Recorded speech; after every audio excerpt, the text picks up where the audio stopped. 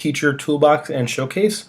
I chose to do a Prezi for this presentation because I have never done a Prezi and wanted to try something new.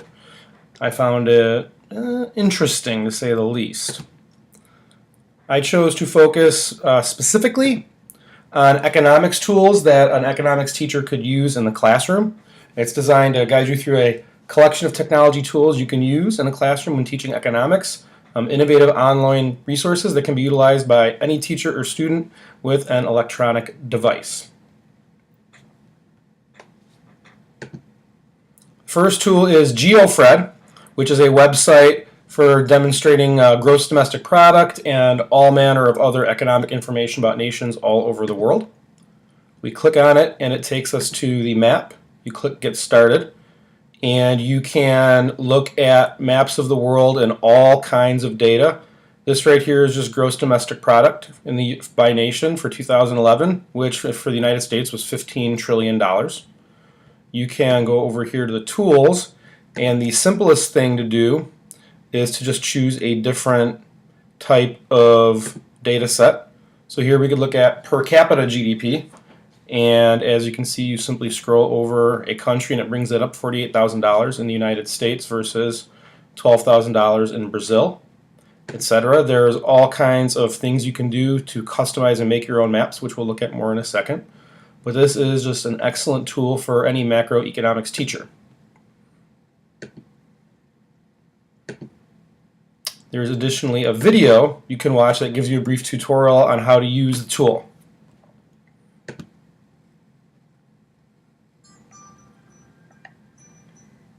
Explore a world of data with the newly enhanced GeoFred.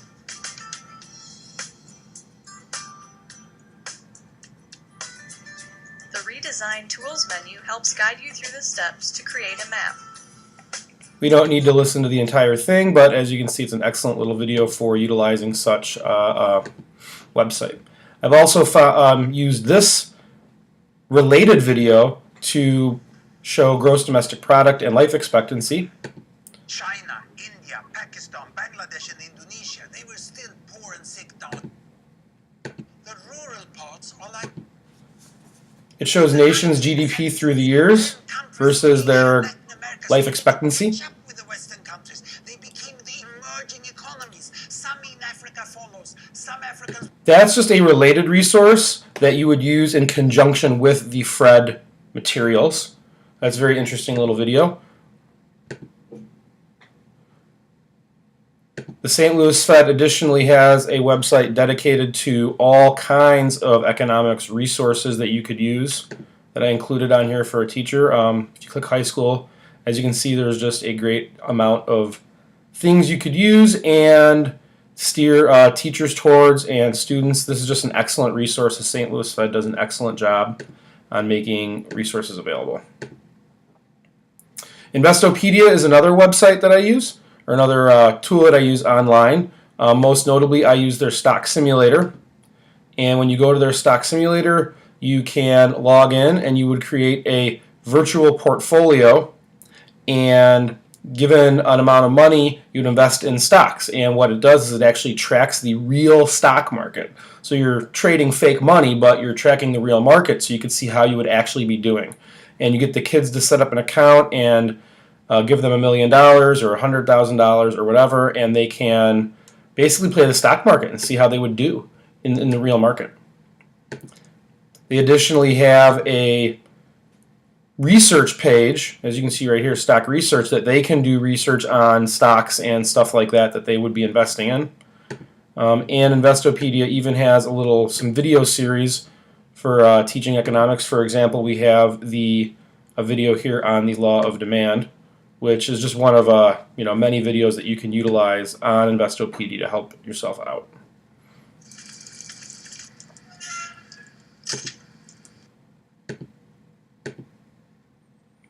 The Bureau of Labor Statistics has an online inflation calculator that you could use to calculate inflation. So for example, my aunt bought her house for $12,000 in 1962.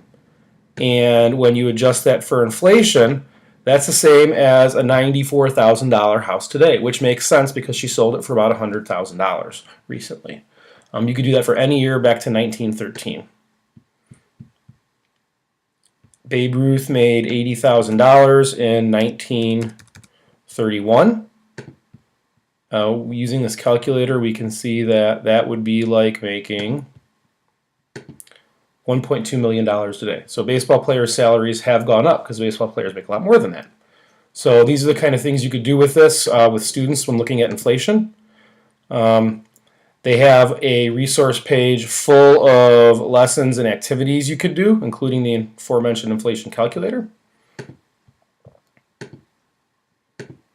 They also have this fantastic chart on the minimum wage, and it shows us how the minimum wage has changed over the years. It started out here at a quarter. When you adjust for inflation, it's obviously up here a much higher amount. Over the years, the minimum wage has gone up and up and up, but has its purchasing power really gone up? This is the minimum wage right now at $7.25. In 1968, the minimum wage was $1.60, but that's like making $10 today. So the minimum wage has actually gone down over time, as is seen by this downwards trending line here. That's something that would be very interesting for the kids to use, as they often earn close to minimum wage in jobs when you're in high school. There's also lessons that the Bureau of Labor Statistics has on inflation. Using a data search tool, kids look up prices and record what they were today and what they were in different years, which is an excellent activity looking at the changing in price levels. And they have another activity more specifically using the inflation calculator to look up the prices of a couple things, homes and hot dogs and things like that, and how those have changed over years. So the Bureau of Labor Statistics is an excellent tool for any teacher teaching economics to use. We have this video game here from the Federal Reserve called Escape from Barter Island, which shows kids how to barter. We don't need to go through the entire thing, but the gentleman gets to this island and he needs a sail to get home. There are no sails, so he has to trade what he has for something else that could get him to a sail. So he trades, for example, this girl grapes, and then this girl gets the grapes, and he gets a paddle, and he goes to another island where he has to barter, and is able to eventually get to another island where they have money, and he sells what he has for money and buys a sail. This is the Cleveland Fed has an online resource getting kids to think about money and what kinds of things they spend their money on. It talks about costs, benefits, scarcity, most important choices, and opportunity costs, and what kinds of things they have to give up when spending money or time on things, and what kind of trade-offs are involved, things I need, things I want. So this is an excellent little pamphlet or brochure that they would use, that you could use in any economics classroom. Then the last major topic is the Federal Reserve and monetary policy. Federal Reserve is this excellent game where kids can be the Federal Reserve chairman and adjust interest rates and see what those adjustments have effect on employment and inflation. And they go through this for an amount of time for responding to news and changing conditions.